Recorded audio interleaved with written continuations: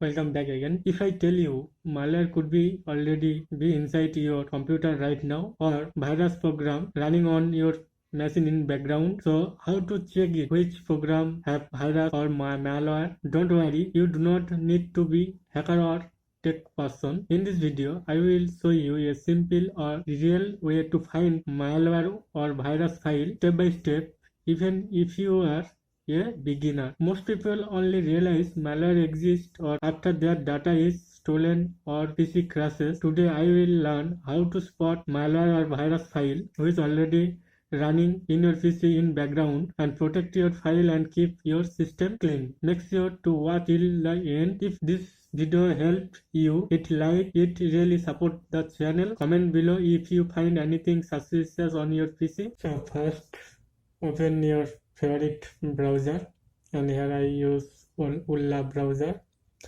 So and search here Process Explorer.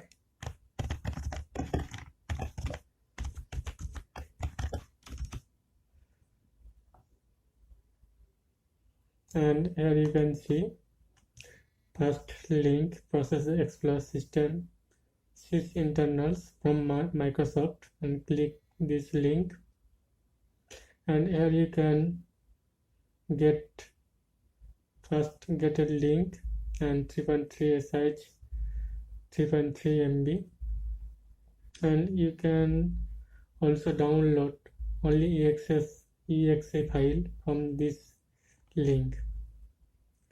So here you can see this is exe file, and if you want to download from this link, it will be download same, but it download zip file. So I have already download, and just click a new one item. So I first click this exe link.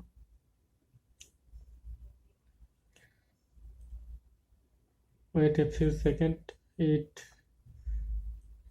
maybe show this type, and here you can see check VirusTotal.com, and here you can see has submitted from online. You must connect your internet.